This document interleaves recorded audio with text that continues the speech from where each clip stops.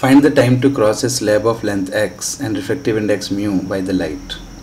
What is optical path of this slab, which is distance traveled by light in this time in vacuum? If two light waves travel a distance x in vacuum and in a medium of refractive index mu, then what will be their path difference?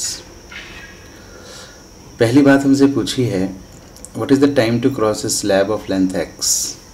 एक slab की बात हो रही है जिसकी length हमें दे रखी है x और जिसका रिफ्रैक्टिव इंडेक्स हमें दे रखा है mu.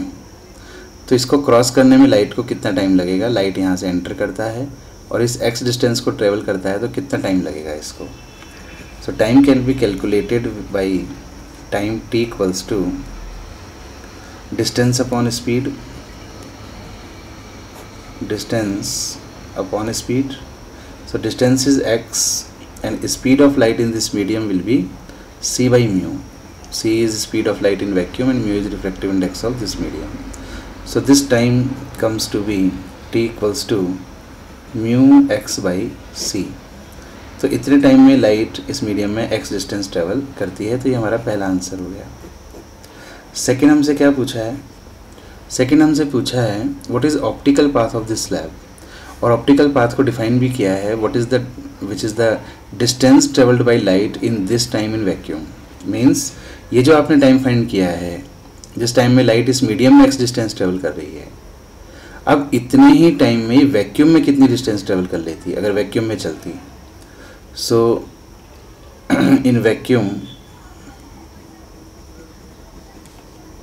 Distance travelled in same time t. So distance can be calculated by distance equals to speed into time. तो स्पीड वैक्यूम में होगी c और टाइम को मैं यहाँ से लिख लेता हूँ mu x by C. c से c कैंसिल हो गया और ये हमारे पास आ गया mu x. So this is x dash which is optical path of this slab. Optical path इसको हम बोलते हैं ऑप्टिकल पाथ. तो किसी भी स्लैब जिसका रिफ्रैक्टिव इंडेक्स म्यू हो और जिसकी लेंथ x हो तो इसका पाथ तो x है. अगर फिजिकली हम पाथ देखें तो x है, बट ऑप्टिकल पाथ इसका कहलाता है म्यू x. ये ध्यान रखें. क्या होता है ऑप्टिकल पाथ. जितना टाइम इसको इस स्लैब में लगा उतने ही टाइम तक अगर ये वैक्यूम में चलता तो जो डिस्टेंस ट्रेवल करता वो x नहीं होती. x तो इस मीडियम में ट्रेवल की. इतने ही टाइम में वैक्यूम में कुछ ज़्यादा ट्रेवल कर लेता. कितनी कर लेता mu x. That mu x is called optical path. अब तीसरी बात हमसे एक और पूछी है. If two light waves travel a distance x in vacuum and in a medium of refractive index mu then what will be their path difference. देखो एक लाइट वेव है, वेव नंबर 1. ये तो चल रही है वैक्यूम में. कितना चल रही है x डिस्टेंस. तो इसका वैक्यूम में पाथ है x. जो सेकंड वेव है वो भी x डिस्टेंस ट्रेवल करती है, बट वो एक ऐसे मीडियम में ट्रेवल करती है जिसका रिफ्रैक्टिव इंडेक्स है म्यू. ठीक है भाई. तो भाई फिजिकल पाथ तो दोनों की सेम है x. तो फिजिकल पाथ का डिफरेंस देखें तो 0 आ जाएगा, है ना. मगर इनके ऑप्टिकल पाथ अलग अलग होंगे. Optical path is given by mu x. जैसे इस मीडियम का ऑप्टिकल पाथ क्या होगा. इस मीडियम का ऑप्टिकल पाथ हो जाएगा इसका रिफ्रैक्टिव इंडेक्स और इनटू इसकी ये लेंथ म्यू एक्स. जबकि वैक्यूम में अगर x डिस्टेंस ट्रेवल करेंगे तो ऑप्टिकल पाथ क्या हो जाएगा. म्यू एक्स में आप म्यू की जगह वैक्यूम का म्यू लिखेंगे विच इज़ 1. तो इसमें सिंपल होगा x.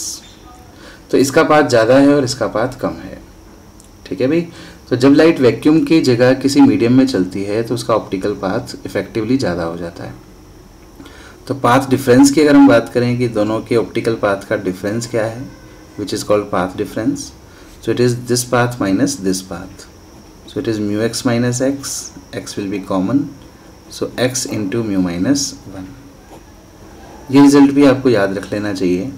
एक्चुअली तीनों रिजल्ट आपको ध्यान रखने चाहिए कि व्हाट इज़ ऑप्टिकल पाथ. ये खासकर 2 रिजल्ट तो ध्यान रखने ही चाहिए कि किसी भी स्लैब में किसी भी मीडियम में ऑप्टिकल पाथ क्या होता है.